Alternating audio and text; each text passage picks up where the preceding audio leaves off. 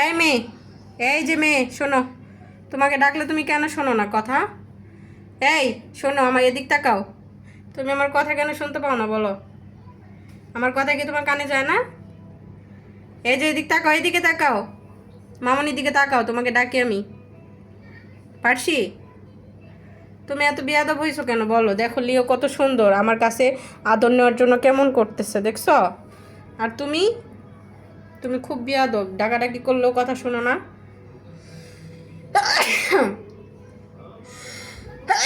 দেখেন কেমন ঘাটতারা।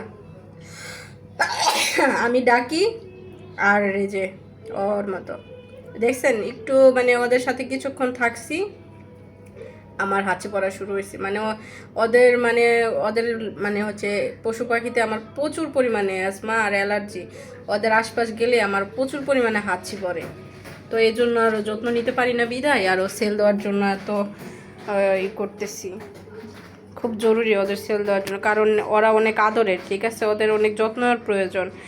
আমি ওদের যত্ন করতে পারি না। ওদের রুমটা কি বিশ্রী অবস্থা আছে, আমি ওদের রুমটাতেও পরিষ্কার করতে পারতেছি না, যাইতে পারতে না। হাজব্যান্ডও এত পরিষ্কার করতে পারে না। হাজার হলে তো সে ছেলে মানুষ, তাই না?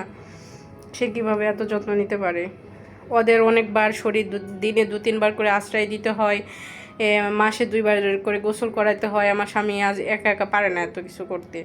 ওদের এই ভিটামিন খাওয়াই দিতে হয়, লিটার চেঞ্জ করে দিতে হয় বারবার, আবার হচ্ছে খাবার দিতে হয়, মাছ করতে হয়, মানে প্রচুর ওদের অনেক যত্ন নিতে হয়। তো আমার পক্ষে সম্ভব হয় না ওদের এত যত্ন নেওয়া। তো আমার হাজব্যান্ডও আর মানে অফিস করে মানে বাসার কাজ করার পরে আবার এসে এদের মানে যত্ন নেওয়া অনেক টাফ হয়ে যায়। তো এই জন্য আর কেউ উনিও পারতেছে না। সো উনি অনেক আদর করে কিন্তু ওদেরকে, উনি এই জন্য আরও সেল দেওয়ার জন্য করতেছে। দেখেন কত দুষ্টু। এই দুষ্টু মেয়ে, এদিক তাকাও। তুমি কেন কথা শোনো না? দেখছেন লিও কত সুন্দর, আমি যা বলি ও কান দিয়ে শোনে, যেন আমি ওরে বলতেছি। আমি যদি পার্সিকে একটু বকি, ও কান দিয়ে শোনে, ও ভাবে যে আমি কি ওকে বকতেছি না ওকে বকতেছি।